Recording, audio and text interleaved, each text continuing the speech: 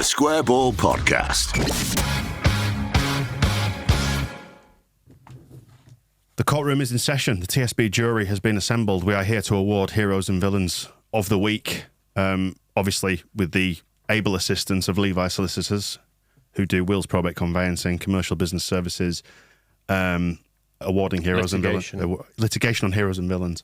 So it's, Dan Michael and Moscow here to give out those awards. First, we'll do the Ken Bates Villain of the Week award, where we will actually ask each of you, to step up to the legal oche and deliver some testimony about who you believe should be the villain of the week. We'll debate the merits of it and we'll award one shortly. And of course, we can take some swings at people, some cheap shots, assign some petty grievances to the file as well. So who wants to go first? Any strong opinions? What are the options? I don't know. Who do you think? Who do you hate? I think hate's a strong word, but I'm going to have to go with Peltz. He started the game straight in on Jorginho Rutter. There was a tackle there I didn't like on somebody who was just fresh back from an apparent abdominal stomach injury. And he's a nice young man as well and doesn't deserve that sort of roughhouse treatment. Yeah. And then the business with Dan James's shins was just a step too far. I think you shouldn't be doing that. Dan James is, as little scum bastards go, the finest, one of the nicest. We can also, I suppose it's, I'm veering off into other areas now, but the Swansea fans booing him. I did not care for that. I could barely hear the Swansea fans all day, and it's a shame because they were doing some good songs, apparently.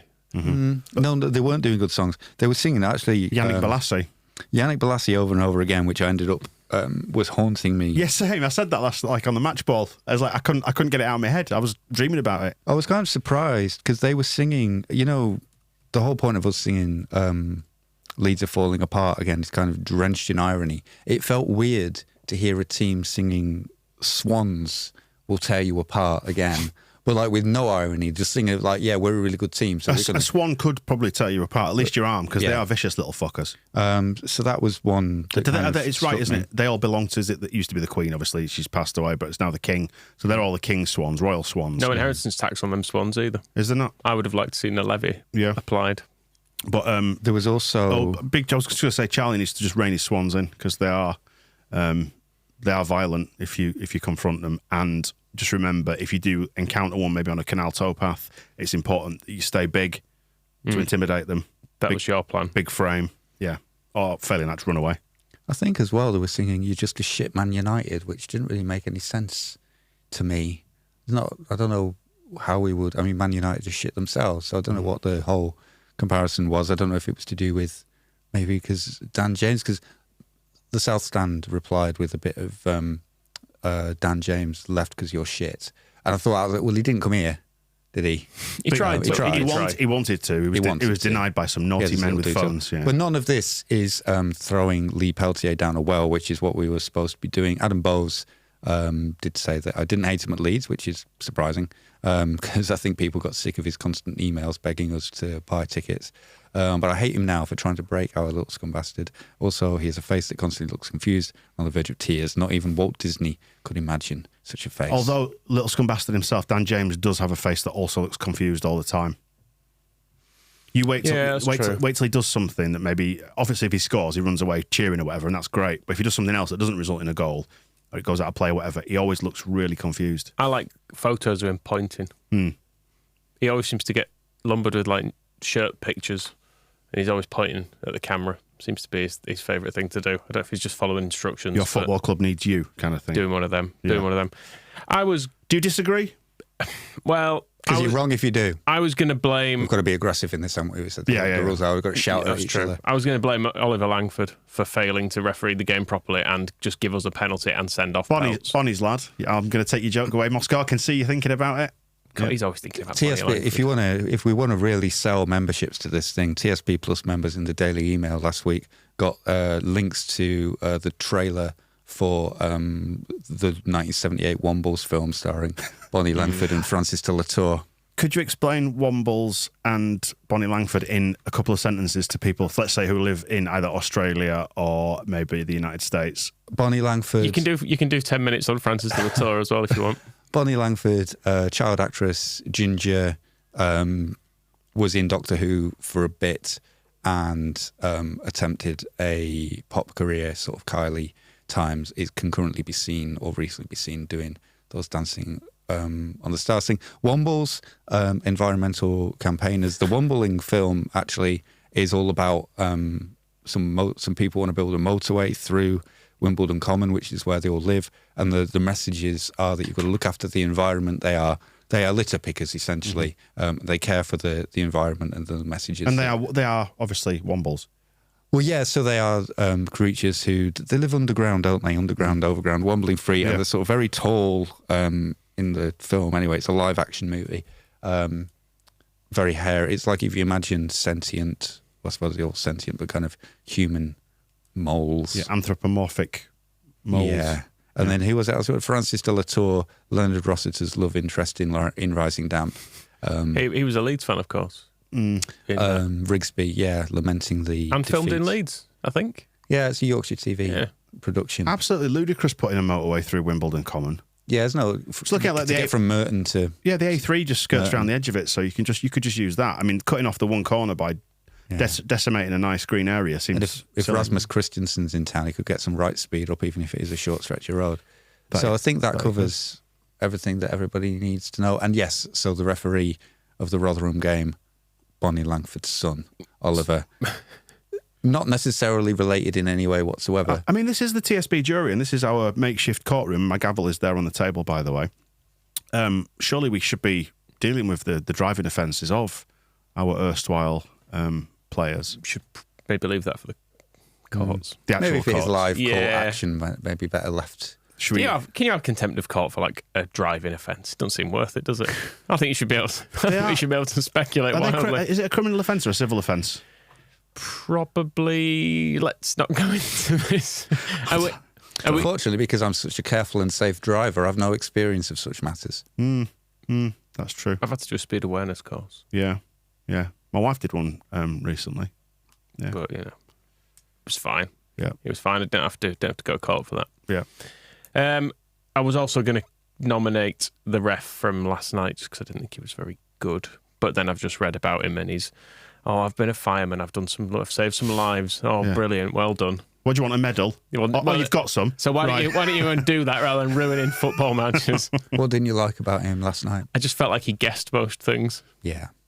He didn't make any major mistakes. I just felt like there were So you several did points where... your job to a competent level, didn't make any major mistakes, but I still don't like That's it. because there were no major mistakes to make, really. There weren't any big calls. I just felt like there were a few things that happened. He was like, probably. And he gave them a corner, which I'm pretty sure didn't take a touch of anyone. It was like path of least resistance all the way through. I think he wanted to keep the game flowing, so he wasn't too. There were bits where he gave a few little fouls, but he was kind of generally. Kept his cards away, didn't he? Like, he wasn't dishing them out. And I think that's the thing is he didn't really do much, and then you like the stuff that that kind of gave the impression that he was not really necessarily paying the closest attention or making the most forthright decisions about what was going on. But yeah, I mean, he got 2.32 on the scores are still coming in from last night, but he was 2.32, which in a game we won comfortably is a very low score. A lot of people did pick him out for attention, and I didn't think he was that bad. I mean, he wasn't great, but then they're not going to be great at this level, are they? They're not even great at Premier League level. And he's probably got like Becky Grimes on his socials as well. Yeah, pouring poison in his ear. You know, criticising him. Oh, he didn't give my lad his decision here, and you said he'd shoved him here, but he wouldn't do that. He's a good lad. did you think all he that was sort of any stuff. good last night? No, he's shit. He's a shit footballer.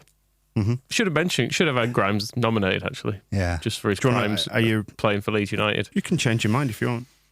He was worse than Peltz, wasn't he? Playing for Leeds. I was wondering about this because he was a bit anonymous at Leeds. That's the thing. He didn't play very often, which, bearing in mind he was like Gary Monk's mate, was told its own story that even Gary Monk couldn't shoehorn him into the team until he got to the FA Cup match where he made room for the Mackay twins. But when he did play, he was pretty bad, but not kind of obnoxious. Matt Grimes didn't stop us doing anything that season that we were otherwise going to do. So you couldn't really have like any kind of anger about him. But it was just basically on the full-time whistle of the last game. When did he play in the last game? Because it was like meaningless, and I think he may have got an appearance. And that's when his mum popped up on Facebook saying, "Oh, so good to get Matthew out of there. They've been terrible to him up there, but we're the one. The last laugh will be our holiday in Dubai that we're going on with their money." And it was all like, and there was a kind of, I think part of the reason it sticks in the mind is all like, yeah, we didn't like him, but we didn't hate him. I think people were proper bastards about it. I kind of did hate him, actually. Yeah. Well, then it must have been directed at you. I think, fair enough. Just going back to Peltz, my favourite appearance that I think he made for Leeds would have been, if I've got the dates right, I've just Googled the match. It was the League Cup second round, back end of August 2012, and we played Oxford. We beat them 3-0. And Lee Peltier came on right towards the end. Neil Warnock decided to substitute on Lee Peltier for whatever reason. Just felt like he might add something to the game or add something. And that's my favourite appearances of his. Yeah. Did you enjoy that one?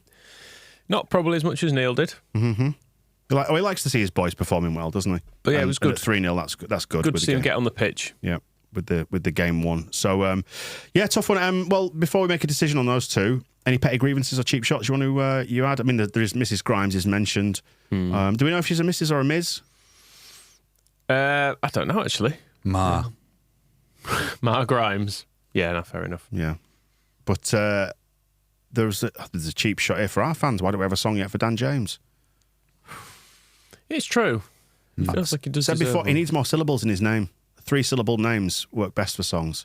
But he's Dan James. One Dan James would work, wouldn't it? It's pretty lazy, but the more complicated things get, the worse. Yeah, he's the Welsh wizard, and he runs down the wing, and his crosses are good. And when he gets to the corner flag, he makes really everyone sing. Yeah, it's like fuck all that. He actually put in. Daniel James does have 3 though, technically. A couple of crosses last night that didn't come to much, but some of them, I think he's been working on it. We were saying last night on the match ball, he's been coached. Yeah, which is good. He's running down the edges of the pitch as well, which wouldn't have. Well, that's what. That wouldn't have gone. Why is he doing that when the goal's in the middle? Well, exactly. So that's why he was probably just talking about Swansea links. Their commentators get a mention as well. Pay grievance, we're thinking. Yeah. Just, I mean, I didn't hear them, so I don't feel fully qualified to comment. But yeah, lots of people said they were terrible. Saying Lee Trundle was involved. Yeah, I mean, we're jumping ahead here, but they do actually get a hero nomination as well. Do the Swansea commentary people? Right. So that's exciting. Someone says people are putting longer and longer names on these. Byram, just good, ain't he? Says Swansea commentary team enjoying their new approach to commentary. Rather than saying who is on the ball, just pick a name out of the hat and go with it. I do like that. That's good. I feel like this is Peltz. I think you were too indecisive, Michael, about the 2 referees, Bonnie Langford's lad and the bloke from last night. Who's now and now I know Bonnie Langford's done good environmental work. Yeah, with the Wombles. By stopping that motorway, I think fair enough. With the Wombles. Well, I don't know if they did stop it. I mean, if anybody is planning to watch the film, is there? It's not real life. What? It wasn't a documentary. Well, the Wombles are real. Well, yeah, but this was they were. What's he on about? They were performing. Right. They were telling a fictional story. This is dangerous talk. No, the Wombles are real, but they were telling a fictional story. Right. Okay. About whether or not. So in the story, there might be a motorway. Just if anybody wants to watch that film at some point, we don't want to give away the ending. Spoiler alert. Did you take the opportunity to use any Gruev Uncle Bulgaria jokes? No. Yeah, missed opportunity. Yeah, I feel like you could have done that. Yeah. Who? Groove. Who is this? Is he a footballer? That's the one. I saw him. Was he on the? He was on the bench last night. He went. Was he on? Yes, he was. Probably. He went and warmed up, and I had one of those moments where it's like, who's that? And then, forget about him. Right then, yeah. Bless so him. it's going to be Peltz, isn't it, for the email pesting and the kicking of Dan James. Onto the Gitano Berardi Hero of the Week awards. We will factor in the scores, I think, when we come to our decision here over the last couple of games. Summerville miles ahead with the Rotherham game, 7.53 out of 10. Your closest competitor there was Ampadu, just behind him at 6.25. Onto the Swansea game, Ruter came out with player of the match ahead of Summerville. And Pirro and Dan James, all of whom scored above 8, which is pretty funky, isn't it? Everyone doing all right in that game. Apart from, again, the subs tend to not score very well. Seems to be the theme this year. I've realised I've got my expired, I've just wiggled my toes, I've got my expired foot warmers still in my trainers from last night. Just realised. Not doing a job anymore. No. I think God, it was cold last night. It is Summerville. because he's been really good across both of these games. Currently leading our Player of the Year charge as well. He is. Knocked Ampadu into second place. He is, and as someone says whose name I can no longer see, just says he's just played brilliantly every game. It's Dickie Wood. Mm-hmm. Which he is. He's just become very consistent from someone who last year had moments of being brilliant. Now is just consistently a complete menace. So him, I would say, little scum bastard probably comes close for me as well. Well, trying to take two, or no, just greedy.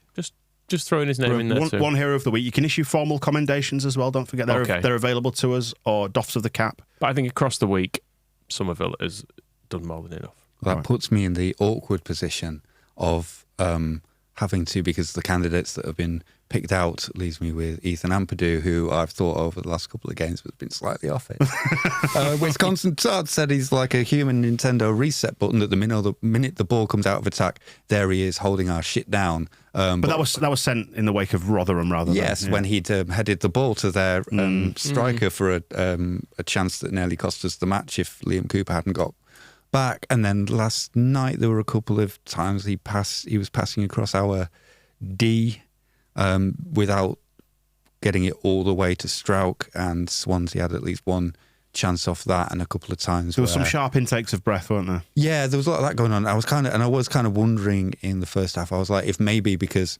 Ampadu's come from Chelsea and immediately come into our team and looked like, yeah, you can tell he's a Premier League quality player compared to everything. But then I think there's something about a championship season that no matter how good you are, because it's so long, there will be bits where you kind of just go a little bit off, and maybe you have to kind of like that first bit where it's really easy, then it stops being really easy and you have to up it. And I was wondering if some things were kind of affecting him a little bit. And then also so I'm going to disparage his beautiful assist. It's actually my fault. But that assist for Jorginho Rutter, which was magnificent. Rutter's first touch, amazing. The vision on it, fantastic. Vision is the irony here, because I was convinced it was Meslier. And I don't know what was going on in my mind, but I saw the ball leave his foot, and I saw exactly what had happened.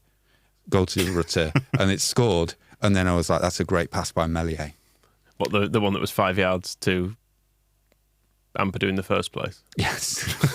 that was the key pass, though, wasn't it? Yeah, so the key pass to the assist. He got a pre-assist, but I was thinking, oh wow, Mellier's got an assist. That's really good. And then I watched the replay. There's no such thing. And I don't know what happens to me sometimes. Your eyes and your brain not communicating. Meslier did actually receive a villain nomination because someone put, does anyone else feel queasy when Meslier rolls the ball about in the box? Yeah. He makes me feel strange as if something awful is about to happen. That could have come from my dad, because he was saying exactly that last night. He's passing it. No, he's turned the other way, and he's passing it. No, he's turned back. Why does he do that? And he does sometimes just roll it slightly under, hits it, and you go...